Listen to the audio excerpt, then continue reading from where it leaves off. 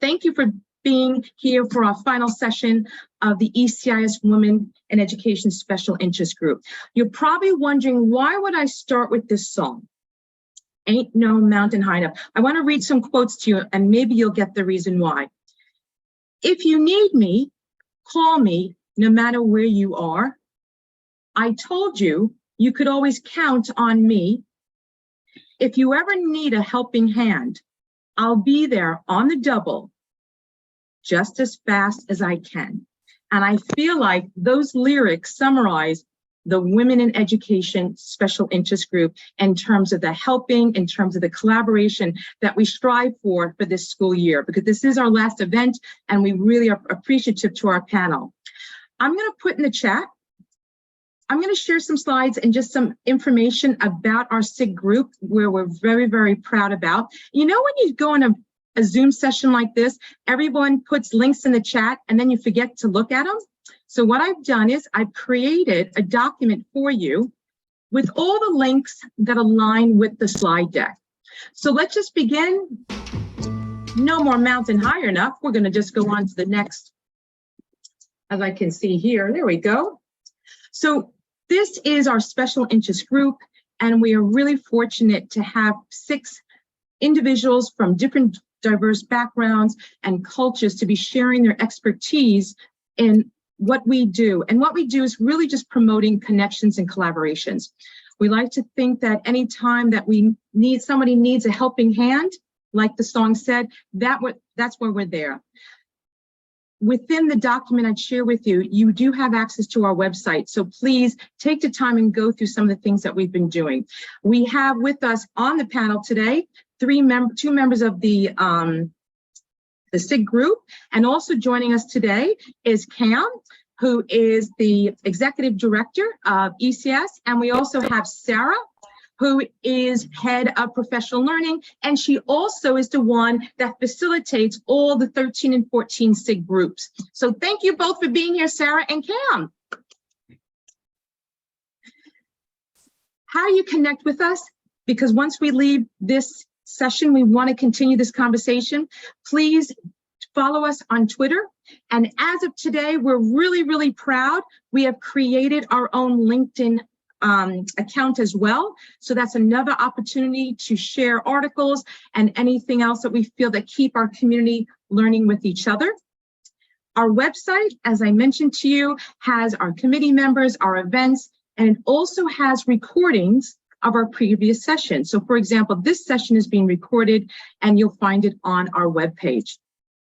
Lastly, before I hand it over to Margaret, we are already planning with our special interest group what we will be doing for the next school year. You'll find on the document that I shared with you a link. We're asking for your ideas. What do you want us to do for next school year? Or you have an idea that you would like to, maybe present a virtual session. Contact one of us. We'd love to have you part of our community and share your expertise and insight. The last is, before I go, is that there's a new initiative between the International School of Luxembourg and ECIS, and it's the ISL Loft, and we are doing that in 2 weeks' time. We have Dr. Helen Kelly, and this is a new initiative where we want to provide a platform for diverse perspectives and insight. And now I'm actually going to stop and pass it over to Margaret Park, and I just have to say something about Margaret.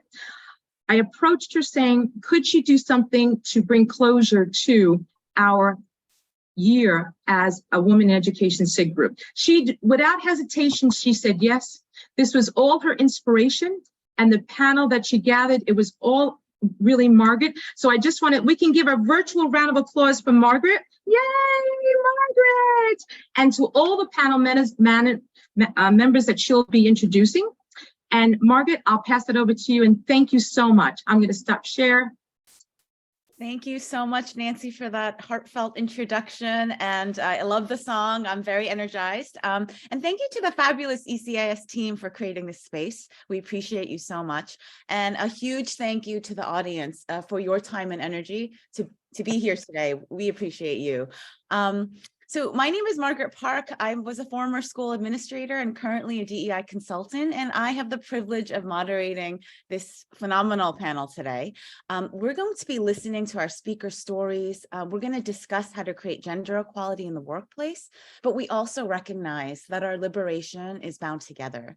And we hope to and strive for not only gender equality, but equality for everybody, right? We want this world to work for everybody. And so as we have this conversation, we're going to encourage the audience to use the chat function to share if something resonated with you, or if you want to affirm something someone said. And there will be time at the end for Q&A. And so now I'm going to introduce our speakers. I do encourage everyone to look at their bios on your own, because I was talking to the panel this morning and I literally could be here for half an hour because their bios are so inspiring. So please take time. I'm just highlighting a few notes, but take time to get to know these phenomenal speakers. So Proserpina Dlamini Fisher, she's the IB World School Senior Manager, and she's worked in international education for the past 30 years. She recently returned back to the IB, and she's based in the Hague Global Center. She's also a DEIB warrior. She leads tons of workshops, and she aspires to inspire women educators to push boundaries and be present in decision-making spaces of international education, which ultimately impact our students' lives. Thank you for being here. Ryan Prasad has been in education for 20 years and worked for schools in 3 different continents. He's an innovator, a progressive educator. He pushes boundaries of education as a design thinker, acquirer, project-based educator, and social justice advocate. He is currently the director of IT and innovation at the International School of Curitiba in Brazil. And he will be moving into a head of school role at Verso International School in July. So thanks, Ryan, for being here. Pauline O'Brien is the current ISS Director of Global Recruitment, Strategy, and Business Development, and has over 20 years of experience in professional recruiting, client service, among many other wonderful things. She has led multicultural teams in the international corporate recruitment and the nonprofit international sector. She also includes work with the Task Force for Child Protection, and she currently serves as the chair of the Recruitment Regulations and Reporting Committee. So thank you for being with us, Pauline. And John Mickton is the primary technology for learning coordinator in the International School of Geneva. And he's a trainer and course designer at the Principal Training Center and at the Farre Education Group. He's a consultant and coach. He has 29 years of experience as an educator in education and media technology in international schools all over the world. And we're so glad that you're here today, John. So thank you for being here. So we're going to just start this conversation. I'm so excited to be here. A lot of thought into this conversation, and they're going to be vulnerable and share their stories. And so again, thank you so much to all of the speakers for being with us today. So the first question we're going to talk about is our own biases, power, and privilege. And so as we talk about that, we're going to encourage the audience to also reflect on your own journey. You know, what are your biases? Where do you hold power? Where do you have privilege? And again, feel free to write in the chat if you're comfortable, but if not, we're going to ask that you reflect a little bit as well as we have this conversation. So I'm going to open it up to our speakers now. So how do you address your own biases, power, and privilege? And I'm going to ask Ryan to start this question.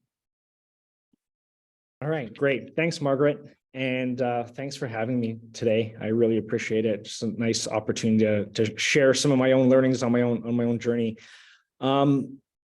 One of the things about bias, I think that's really a good starting point for all of us is that we have to recognize that we all have it. Sometimes we can come from a place of shame if we think about a certain bias that we might have, or a certain bias that we may have been brought up with in our household or something like that. I know for myself, there was some of that feeling in terms of the household that I was brought up in, until I started to really recognize where it came from and how I could start to address it. So I think first is recognizing that it's okay In some ways, we're actually programmed to have bias as well. It's almost, I shouldn't say almost, but it is a survival mechanism. So that's another important place to start from. And then, through conversations at school, through having an open dialogue, I think at leadership tables or in your DIJ working groups, working with consultants, picking up literature around this and being able to go through a process of checking your own bias, I think is important as well. In our schools, I think it's really important to make sure that it becomes institutional. So this process of checking our bias, it's not a one-time thing. I know for me, it's something I do quite regularly, especially now that I'm engaged in DIJ work, and it's part of my doctoral studies as well. So I'm constantly engaged in this process.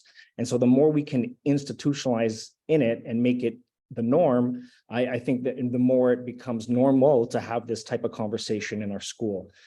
The other piece to that I want to address is you brought up power and privilege. And I think another consideration for us, especially for those of us that are from a traditionally marginalized group, is that we tend to have conversations around the fact that we might not have power in certain circles or in certain settings. But I think it's also important for us to realize that we do have power in certain situations and how that might affect other people. So in regards to myself, I'm working in an international school, so that gives me societal power and privilege and status there. I mentioned being educated. I have Willy Wonka's golden ticket, as I like to call it, which is a Canadian passport. I'm male, so there's certain power and privilege that I have in spaces, not only in my school, but in society as well, that I have to consider as I move into other spaces and meet other people and interact with others. Thank you so much, Ryan. And I really appreciate what you said about the process of checking biases. They need to be institutionalized, right? Do you have any examples or, how you would do that in a school? How do you institutionalize this process? Like, what does that look like? And I would love to hear from others as well after Ryan speaks. Sure. Yeah. Unless anyone else would like to chime in, I could answer. I just don't want to take up too much space. Okay, I'll jump in. So one of the things that we started to do here at ISC is we worked with a consultant, Alyssa Paredes. I know some of you know her. And we decided to go that road, even though I was engaged in some of the work here at school and the fact that it was part of my own studies. We decided to go with a person from the outside because we thought that might be more effective. Sometimes it's nice to be able to have someone who can come from the outside and can say certain things that I might not, talking about positionality, I might not have the position to be able to say that certain thing at a leadership table or to the board of directors, which they were involved in some of our training as well. So we utilized an outside consultant to help with that. We put DIJ work into our strategic plan. So that was another way we were able to start institutionalizing the work. And a third mechanism that we utilized was to start to roll out like a DIJ working committee, which can then come up with an action plan as well. So we approached it from kind of a multitude of angles, but that's how we started to institutionalize the work here. Thank you for sharing. Anyone else? And one quick thing I'll just add to that is I also think it's really, really important to understand your context. What works for me here in this city, in this country, given the staff that I'm working with and the background that they have, it may not work for you, right? We're all coming from a very diverse spaces. So we've really got to consider, what is the makeup of my school? What's the country? What's the culture? How far can I push this board of directors? Because we know, we've seen what's happened to some leaders as they've tried to push too hard. Unfortunately, there's been some pushback in some instances. Mm-hmm. It's a really good point. Anyone else on the panel? Yeah, Proserpina, go ahead. And hello everyone, and thank you for being here, and thank you also ECIS for having me. One of the things I worked on as a school leader is to challenge the people that I worked with, and I call biases baggage. We all come with it, and unless you know what baggage you're bringing to the table, you're not able to move on, because you have to address it, you have to own it, and then that helps you reflect to be a better person. And in our roles as educators, it's ever so important, because by virtue of being, we're already making many statements to the students and all stakeholders. So question, reflect, challenge your personal baggage, and decide where you're going to put it to be able to progress as an educator. And I think it actually should be part of induction when every beginning of year, this is a discussion that the school leadership with the educators should be having as a way to kickstart the year, because it is an important area. And as Ryan says, we don't always acknowledge it. As a Black African woman, I might not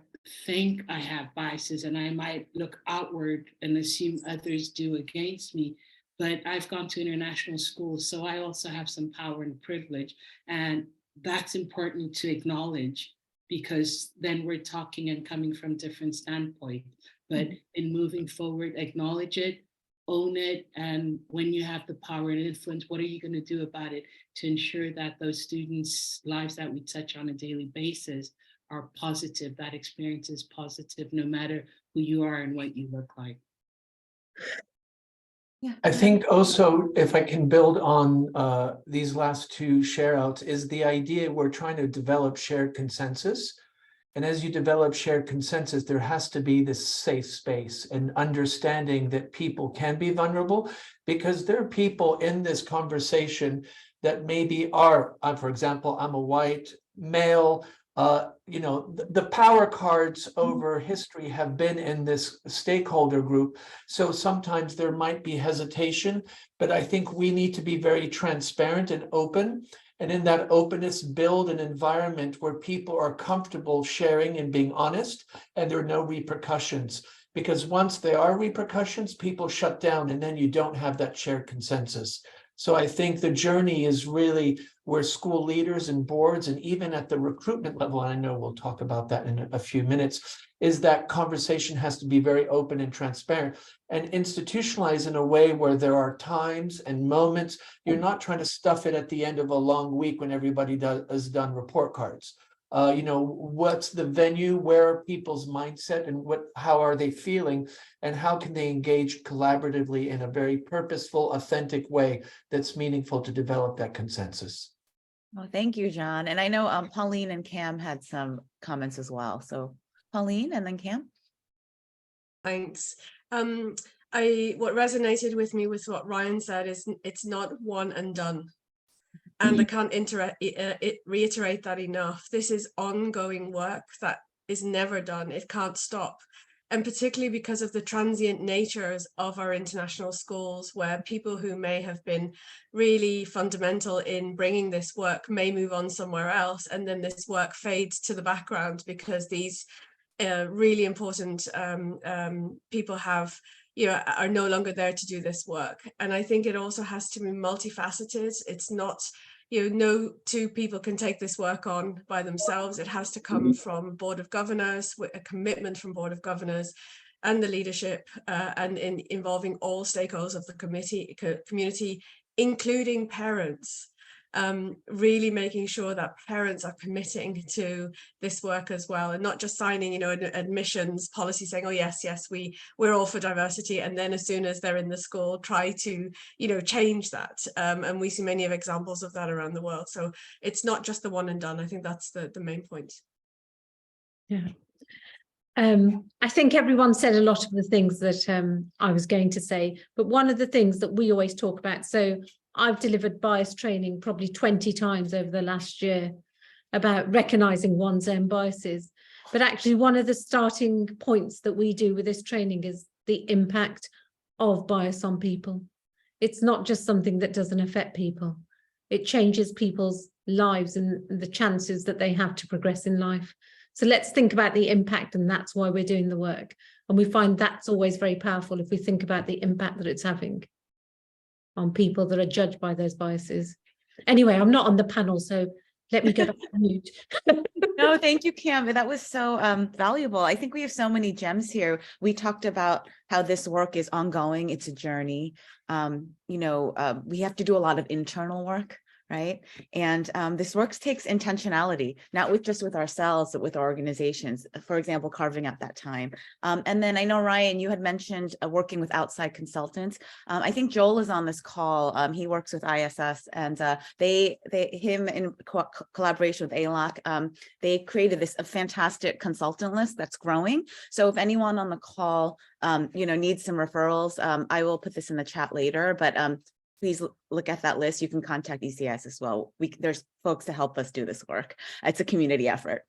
Thank you so much for just sharing all your wisdom there. Does anyone else have anything on addressing power, biases, and privilege before we move on? And we also encourage the audience to type in the chat as well. We would love to hear from you. Okay, so our next question is going to be, what are some barriers to getting to a certain position, to your position? Please feel free to share any, it could be a leadership position or a teaching position. And how did you overcome them? So again, what are some barriers that you faced to getting to a certain position in your life, and how did you overcome them? And I'm going to ask Proserpina to start this question. Thank you. Thank you, Margaret. I've been lucky in my life's journey in international education, and I've experienced positives and negatives. And some of my more profound barriers have been the fear to apply and to be rejected. And I think that's just a human trait, because none of us likes to be rejected, and it does happen anyway. But I do know that many a time I saw positions I was really interested in, and I thought, but what if I apply? And I think I got to that place because of previous experience. And most of us that are not Caucasian will know that in international education, it's historical, linked to colonization. That's what international schools and why international schools came about. But all these years later, there are still barriers, and the barriers of passports. It can be race, ethnicity, and gender, and imposter syndrome. Also, if you get a job and you go into a new community, are you actually accepted? Sometimes the head is excited to have you, but you might be rejected by the school community as well. So all these thoughts, all these fears come, and I'm sure that I'm not the only one that has experienced them. But having said that, I have gotten to where I am because I overcame them, which is very important. And that journey for me was defining why I wanted a certain position within the international educational space and what my intention was. It was definitely always growth, but it was also to encourage others, to ensure that students who look like me can see that they can also get to places within life and within education as well. So we have to dare to apply. We have to be brave. We have to be confident in what we do. Very important to find a mentor. I think when I started in international education, I didn't have many mentors who helped me and supported me. We had a discussion the other day with the panel, and Ryan said something which was really important, which also resonated with me, because my first cheerleaders were white male school leaders who saw something in me and pushed me, and at times even appointed me before I'd applied. But that can also be challenging when you're appointed without having applied, because then maybe you haven't understood what your intention and aspiration is in the role. To overcome these challenges, also, I think you need to ask questions, and that would be with the Pauline teams and why. What is the school culture like? I think sometimes people are desperate to get jobs when they're going through recruitment fairs, that they don't ask enough questions to the schools that they're going to help see if the fit is a natural one. And the most important thing is always remembering that when you are in the role, impact will you have? And that's something I think we don't always ask ourselves, because other people will be looking at you. So will you be a positive role model when you're there as well? So barriers are there for different reasons, but we can overcome them. And part of being a member of this group is we're able to mentor and coach and support. And I think it's our responsibility also to hold each other up, because if we're not going to do it, who will? Thank you.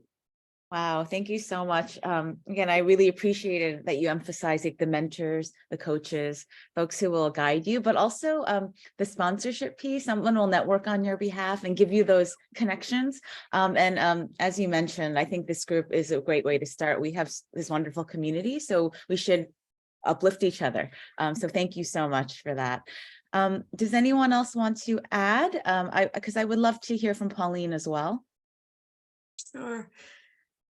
Mentors and sponsors are really, really important, and they're, like your own board of trustees. So if you think about setting up your own personal board of trustees and having a mentor, sponsor, a person that you can, discuss anything with, I think we all should have that intimate group of people so that at any given time you can reach out. And it doesn't always have to be people right? You can reach out to professionals, for instance, on this call, who would be more than happy to support you and help you through whatever issue it is that you're working through. And I think sometimes we're a little too proud to do that, or we think, oh, they're very busy, I don't want to disturb them, or, how are they really going to be able to support me? But sometimes people just need an ear. And often once we speak about an issue or a problem or something we're dealing with, once we've been able to hear ourselves out loud, we sometimes kind of solve things for ourselves, isn't it?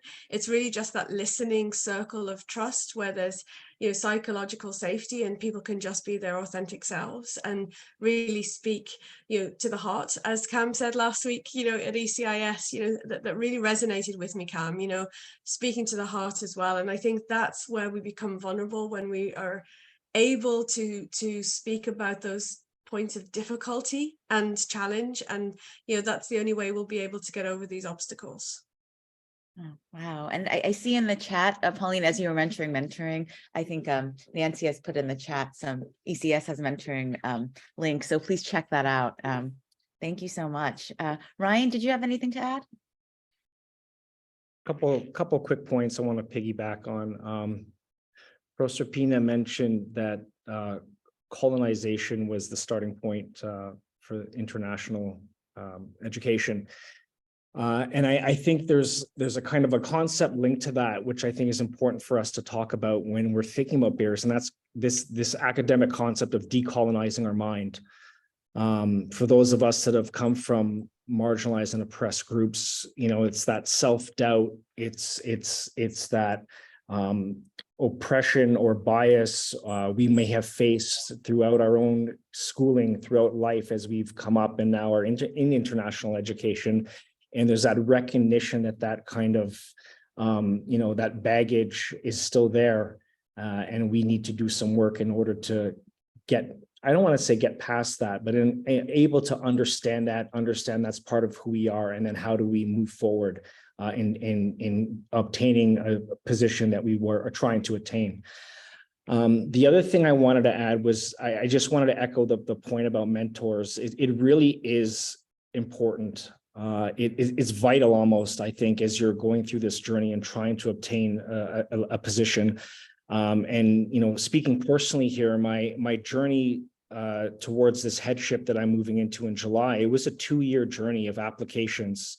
There were a lot of no's, there were a lot of very close calls, but I had mentors along the way. Actually, one of them is on our panel, so that's Pauline, so I can give her a public shout out and just, thank her, seriously.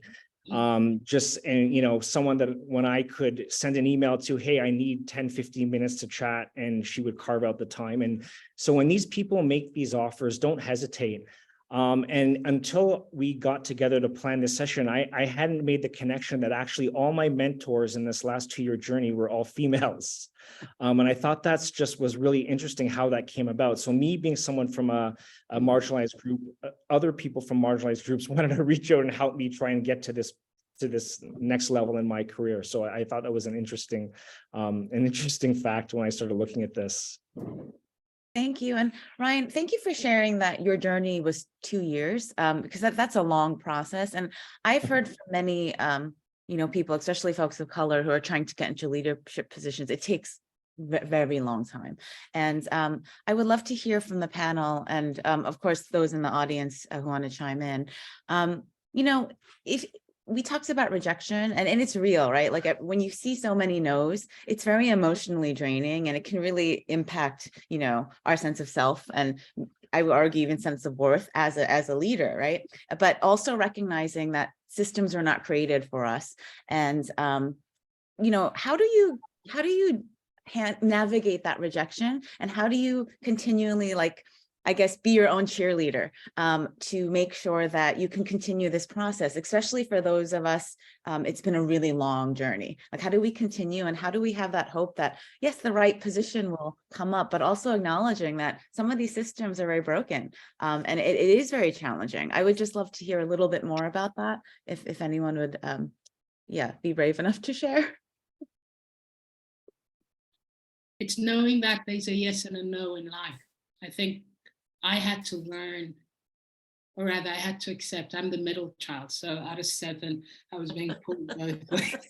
But I had to remember that every time you apply, it's going to be yes or no. And go beyond the personalizing, even if there are pieces that you're seeing that are making it very personal, because you have to start somewhere. I'd written in my note, you have to learn to bounce back, because if you believe you can add value in this international educational space, when there are many children who look like all of us in this panel, and you believe that you're going to do good, then you have to come back. You can't sit down, what do they say? Get your big girl's knickers, on and get up and get on with it. So it's a journey. Ryan's right, in 2 years, some of us it's been longer, but somewhere along the line, there are people who see you for what you can do in their organizations and will hire you. And the journey might be longer than others, but this is why we're here. I believe we're all here because we're warriors and we believe in something, and that's goodness in human beings, and we will get there. So we can't give up, because if we do, we all do, and then there's no change that happens. So it's being your own cheerleader, and others will see it, and then it will perpetuate, and the positiveness does come eventually. Thank you so much. And we have some folks in the chat as well, just talking about the importance of community, sharing your stories. And acknowledging, no and yes. So thank you so much for your active participation. Please continue. I would have to say, for myself, because I'm also looking for leadership positions and being on the other side of recruitment. And this is a good segue into our next question on recruitment. There are so many factors that go into recruitment as well. I had the privilege of getting some feedback, and it was just, it was about, I applied for a principal position and made it to the finalist round. I was very blessed to be there. But, when I asked for feedback, because I didn't make it to the role, they just said, you just don't have the principal experience in New York City. And so it was very helpful, and I was very appreciative. I was just wondering, this goes into our next question, because, a lot of us, especially if we're marginalized identities, we just don't have the experience because we didn't have the vehicle to get there, right? And so what are some things to consider in regards to recruitment? And so I'm going to ask John to kick us off. Thank you, Margaret. Well, I think one of the things is that as a school, you develop a mission and a set of beliefs and principles, and those are things that really have to be amplified through the process, and being very categoric that this idea of DEIJ is a non-negotiable. That's what you want to build on. And I think, making that explicit is really important. I think sometimes also there's context. So I know that I have colleagues that are in countries where they would like to recruit in a far more diversified manner, but the country actually has certain laws and certain restrictions and cultural innuendos that make it that much more challenging. So I think we also need to be mindful that every cultural context in every country might bring new variables that make it challenging, and that it's not always the recruiter themselves, but it's maybe the context that they're trying to recruit for. Another thing that I'm more concerned about, and this is a personal journey, is the idea of the use of artificial intelligence. You are seeing many corporations using artificial intelligence to do the initial sifting, if you want to call it. It's a bit of a vulgar term, but it's the idea of deciding who's going to cut the first layer. And what we know explicitly is that AI is biased. Most of AI is designed not by a multicultural group of people, definitely not many women. And there are many instances where that suddenly puts you at a disadvantage. The other one, and we talked about this in the panel, when you're recruiting, your head of your principals, your leadership team might be very open and transparent and really wanting to make sure there's diversity. But at the other levels in the structure of your school, you might have some local people that are initially looking at resumes. You might have some of the HR department that have maybe not had the training. And I think that's where Cam and other people were saying is that that training has to percolate through all levels of the institution. It's no good promoting DIJ at a recruitment fair, but if the resumes, when they get to the HR office, those people don't understand that narrative and haven't built consensus and bought into it. So I think that makes the complexity and really the importance of ensuring that everybody involved in that recruitment process has really engaged, understands and internalized the need for this transparency and really engaging in a recruitment process that is open and equal and equitable to all. So those are kind of my initial thoughts. But the AI thing, as far as I know, and Pauline can answer that better than I know corporations are using it. I've recruited many times. We've had some softwares, and I've always been interested to see what the key words are and how some of those key words are actually very biased in what they're looking for. So I think those are things to be mindful of. Thank you so much, John. And Pauline, we'd love to hear you chime in on this one. Sure, a couple of things. Just to the last question, I would say, there's usually one position available and there's a hugely competitive pool of candidates, of which you are one going for that position. And so I always encourage everybody to make the most out of the process. So to make connections, to network, to get to know school leaders, to get to know teachers in schools, because you never know where you're going to find these people again. So rather than putting the pressure on oneself, like, oh, well, I'm likely not getting it, right? Because it's, I have chance to get it. And I'm going to, be the best person, put my best self forward that I can, but I'm going to take away something from this process. I'm going to make sure that I learn through this process. I'm going to, have more information than I had before I went in. So I think that's really, it shifts the mindset a little when you go for a position and you think of it in that way. So that was that point. Regarding sifting through CVs, in my industry days, we certainly had, I don't know if it was called AI in those days, John, actually, because it's a while ago, but, we had a tool that sifts through CVs indeed. I'm too old fashioned for that. I want to read a CV myself, and at ISS, we don't use those tools at all. We are generally reading every single CV that comes in, and we're not using those tools. Not yet, let me put it that way, but we're not. And I think, how do you get noticed, Margaret, to your point, you hadn't had the experience of a principal in New York, right? So what is the relevance of that? Is it the New York piece, or is it that you hadn't been a principal in New York? That, and so we're encouraging people to really take a good look at their CVs and, really think about outcomes, results, the things that you've done and achieved throughout your career. So not just listing tasks or listing, a job description, because that's how we all started, right? When we were younger, we just put the job description on our CV and we kind of added to that as we went along. But more importantly, if you want to be able to show transferable skills, right? So I may not have had this title, but actually everything that is in this job description, I have done in my last job. Right. So, and that's the only way we'll get away from you haven't had that job before, that title before. Right. So it's really looking at the skills and competencies, really, matching your skills and competencies with what's being asked. And if there are things that are being asked that you don't have all of, still apply and match it with something else that, that you can add to that list. remember, schools and you all are recruiters as well on this call, we put our best wish list down, don't we, when we're recruiting for roles? We kind of want God on a good day. And, we put everything in on there that we'd love to have, but if we're realistic, we know that we're not going to get everyone with everything on that list.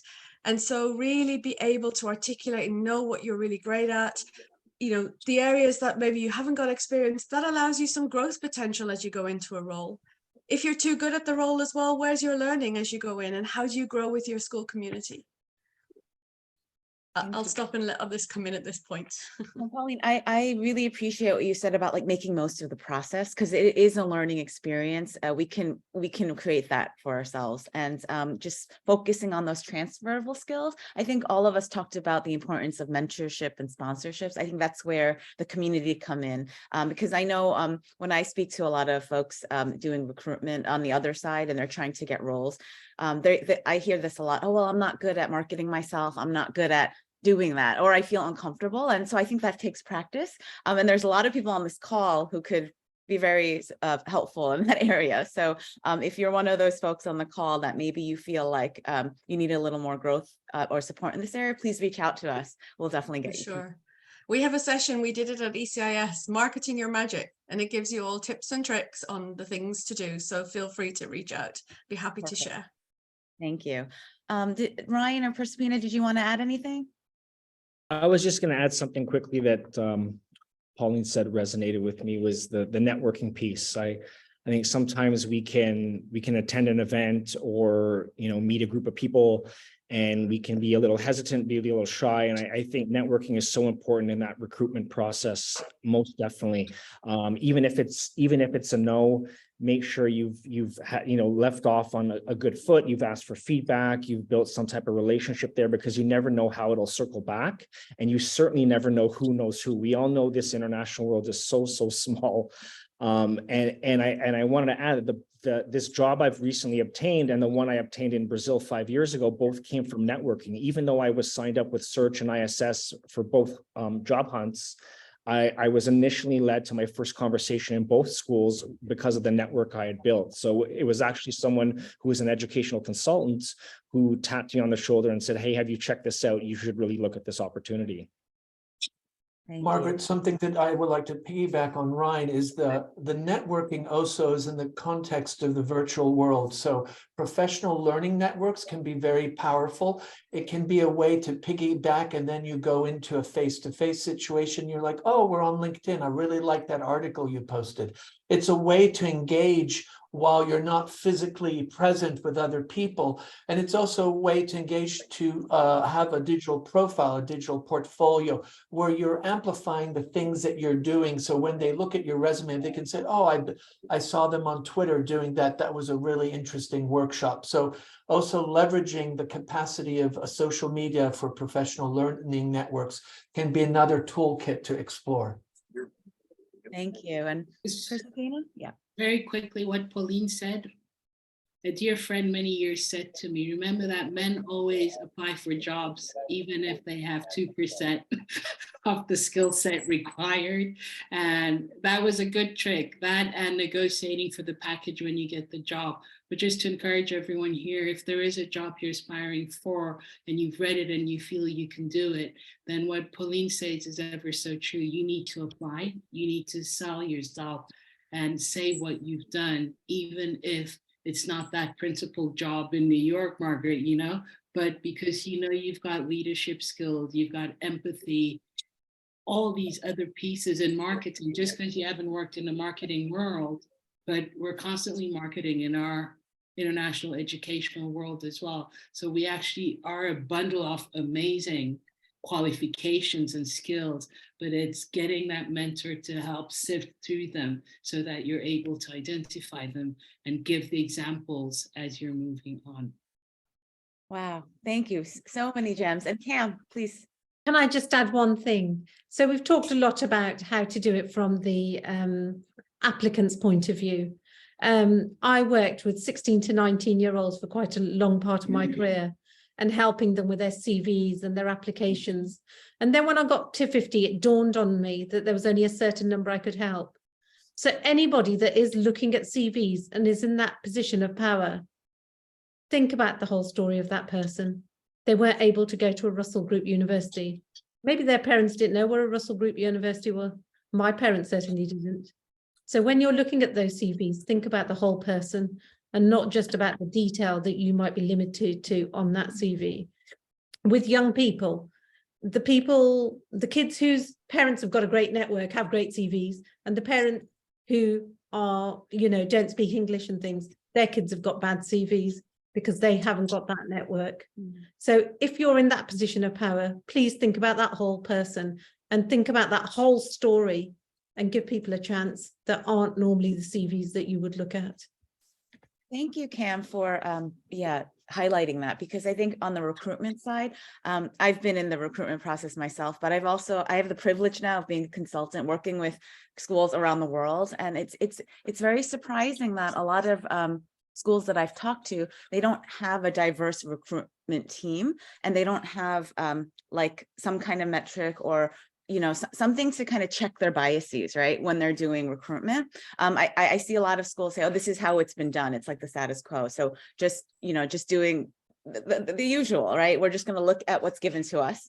It could be, as John mentioned, it could be through an AI process where I don't know, but like they get the short list and then they just decide, oh, they have the right experience or, whatever that is. And so I think it's really important that if you are on the recruitment side to be very mindful of what your process is like.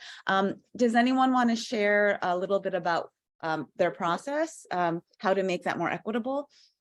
Would love to hear from you. And if you're in the chat, I know a lot of us in the chat have had a lot of experience. Please feel free to share as well.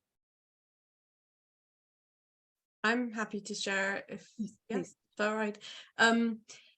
There's a lot of work I've been doing with school leaders as well, because Margaret, that's been my experience as well, that there's been no transparent or formalized process in many of the schools, that are doing recruitment.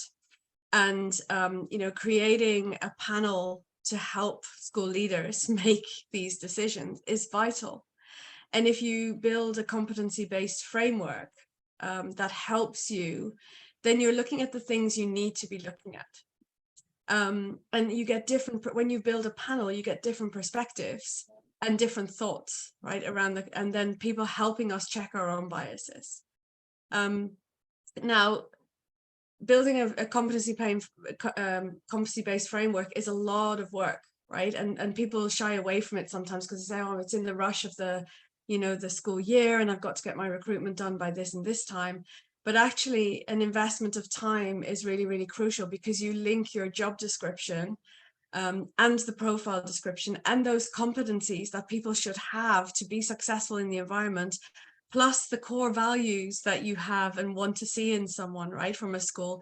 If you link that all to the process, and then thereafter you have your assessments linked to the process. So it's an ongoing journey and not work that's just, again, one and done, right? It's work that will stand by you in time. And I've seen really good processes with some schools who've really nailed this, and it doesn't matter, even if there's a late hire, people still go through this transparent process, and the school community knows that this is the process that school leadership goes through. But I've also seen really bad practice because I don't think people know how, to be honest. It's not out of bad intention. I think people want to do the best thing and they want to do the right thing. But how many school leaders, as part of your training, has had training on recruiting and competency-based frameworks and setting that up, right? You're just expected to be able to do it. So that's an area that we're supporting schools as well. It's every time we do a session at one of the regional conferences, people come up to us and say, oh, we've never done this before. So we're helping a lot of people set this up to make it more equitable as well. Yeah, I think, Pauline, I think you're highlighting that it takes what we talked about earlier is intentionality, right? Yes. You have to be intentional about training your staff. I really do appreciate that you said that, because oftentimes we do expect folks to just know. How do we know if we don't know, right? And so especially if you're in leadership, I think that's why it's so important for leaders to be strategic thinkers and really plan these sessions, making sure there's ongoing, not the one-off, ongoing trainings for the entire community. I would love to hear from I know there's so many folks on this call who have experience. If you're comfortable, feel free to unmute yourselves and add to the recruitment discussion. We would love to hear from you as well. So before we move on, we just have 10 minutes left. Is there anyone from the audience who would also like to share anything on the recruitment practice for this community? If not, that's totally okay, but just wanted to open that up. Can I just add quickly, one thing I did do in my journey to give back is I used to attend Search to recruit, and it's a very intense and almost terrible time for some people, but I would go out of my way to find that person that looked beaten up, exhausted, and jobless, and I would interview them to go through the process of interviewing, knowing that I didn't have a position for them, but letting them know that just that intention to be aware that you can't walk around with your shoulders down, put them up, look confident, and we would play. It would be role play just so that they would feel good and then be able to go to the next interview if they got them. The recruitment fairs are a horrible space to be in. I've seen dog eat dog, everything eat everything, but I think it's our responsibility also to look out for those that might not be getting jobs, especially when you've been on a similar journey, and just support them, even if it's a conversation, cup of coffee, how's it going? What were you applying for? It really goes such a long way. And I felt good always when I did that, when I used to recruit, a bit like what Cam said with the CVs. I think we do have a social responsibility to others, and we can make a difference. And it's always wonderful to get that email, even if it's the following year, to say, oh my God, Proserpina, I got my dream job. Thank you so much. At least then you think, yes, I've done something well. Yeah, Proserpina, that warms my heart so much.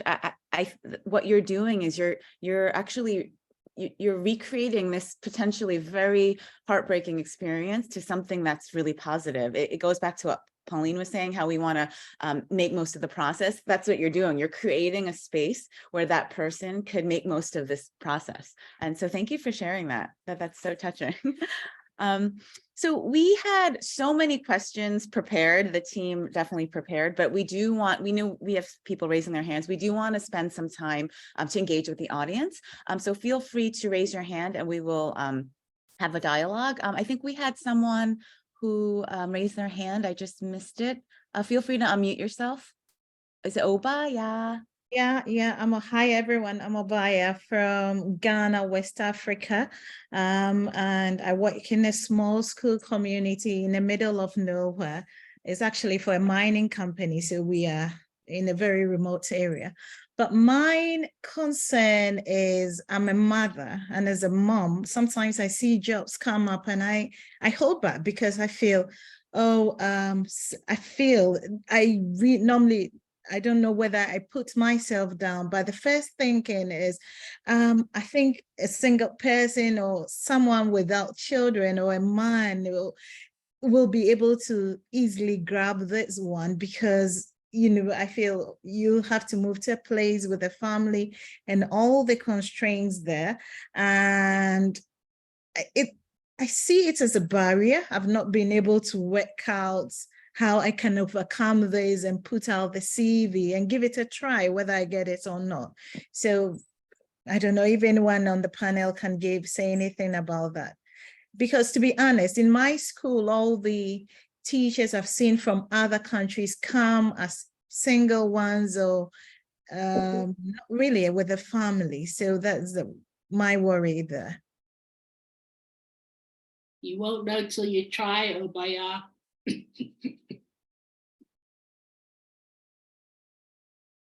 It's important that you believe in yourself. It's not a barrier. Some international schools, and John and Phil, the others, you'll correct me if I'm wrong. I know years ago, many schools ended up just taking 2 children per family. That would get lowered fees or be able to have a free education. But okay, All right. have a dear colleague who has 5 children, and she's an African woman, and she's doing amazing things in international education today. All right. So you saw yourself and not your family situation, because they're hiring you to do the work, and your family is part of who you are. Okay. All I'm right. happy- Thanks. Please feel free to reach out to me, and I'm very happy to work with you on your journey and see what you want and where you want to go. Okay. Thank you. Does anyone else have any questions for the panelists? Feel free to just raise your hand and unmute yourself.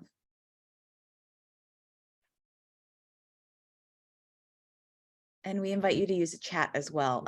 If there's no questions, we'll look out. Nancy, if you can help me look out. But there is a question that I would love to end with. We talked about it. We might not have time, but I would love to hear from the panelists. How do we show courageous leadership?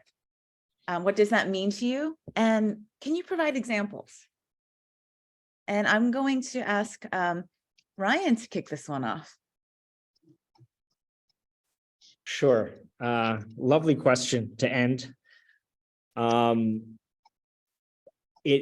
first thought that comes to mind for me was my very first year of teaching back in Canada.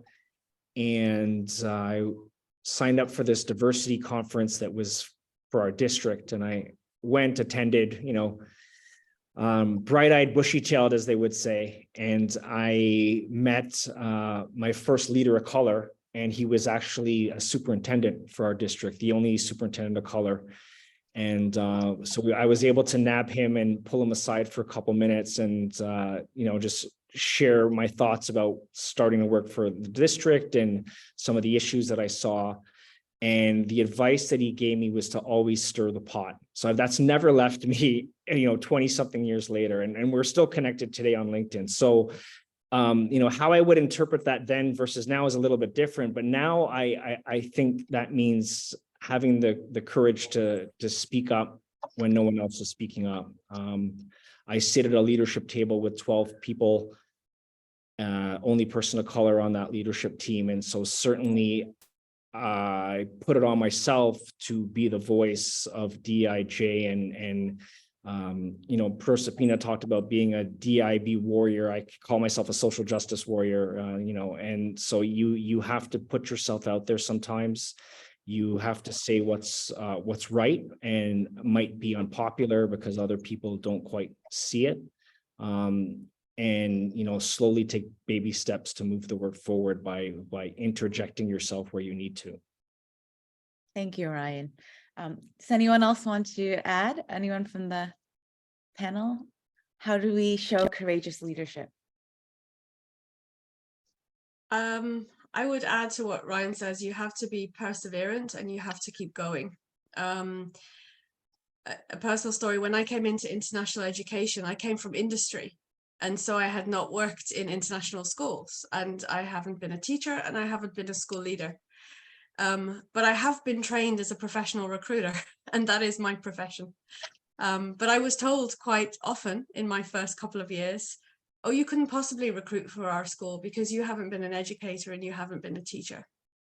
And so perseverance in saying, okay, well, let me learn. I've got lots of learning to do. I've got to understand, and show that I understand schools. And Ryan giving the shout out earlier is, legacy for me, that I've done the homework, to understand and be able to help people within this industry. So I think taking the knocks, it's my mum used to always say to me, it doesn't matter how you fall, it's how you stand up again. And so I think that's what I would encourage people to do. We're all going to fall, but how do we stand up, and how do we stand up stronger for ourselves? Thank you. We just have one more minute. So if Persipina or John, if you want to add something, please do. I think humility is, go ahead, Persipina. I was just going to say, be humble, because in being humble, you actually rise above so many amazing things. Be humble and be vulnerable in your honesty. And it's amazing how you can shine and really influence and have a positive impact. And John, I think that's what you were saying, having the humility. I was going to say humility, but yeah. And I think also it's very easy to talk the talk, but walking the talk is much more difficult. and being comfortable with the uncomfortable. I think what Ryan said is being able to be in a situation where you are going to generate some discomfort, but it's because there's a compass, the pedagogic moral compass, that's more important than maybe your comfort zone. Yeah. Thank you so much. And I think we can all agree that our time is really short. And so it's really important to continue to have these dialogues outside this space. ALOC, ISS, ECIS, there's so many organizations that are continually having these conversations. So please check them out. We have Kevin and Joel on the call, ECIS is here. Please make sure you follow them. And again, there's just incredible programming going on. So please take a look, and we all need to do our part. So if you're on this call and you want to, facilitate a conversation, talk to Nancy. She'll be happy to, work with you. And so same with Kevin and Joel, reach out. All these incredible organizations are continually doing this work, and we need to continue to have these dialogues and take action and equip our community. And so I just want to send a heartfelt thank you to everyone on this call for making this time so just impactful and powerful. We appreciate you so much, and we hope you have a wonderful rest of the week. And we look forward to seeing you again, virtually or in person. So thank you so much, and have a wonderful day. And to everyone, could we please give a virtual round of applause to the panel? They were vulnerable. They shared their experience. They were giving just really their insight, I think, was so valuable. So virtual round of applause, unless you want to unmute and go rogue. Yes. And I just want to echo what Margaret just said about there are so many organizations, as we mentioned, ALOC, ECIS, in terms of its intentionality. There is a platform. So as I mentioned, we have the new Loft. Contact me. You have something of passion you want to share, let me know. We have the Women in Education group. We're always looking for voices that want to inspire. Please contact us. We have an incredible committee.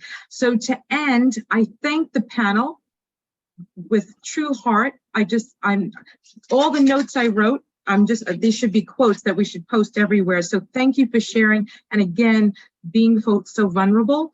And we hope that you will join us again when we start our new series for our SIG group starting for the next school year. So really all the best to you and your families. Sending lots of love from Luxembourg. And thank you, everybody. Have a good evening, and contact us if you want to have a voice or a platform. Let us know, please. Bye-bye, everybody. Round of applause. We're going crazy. Yay! Woohoo! Have a good night, everyone, or good evening, or good afternoon. That was amazing. All of you. All right. That went fast. Always does, right? You guys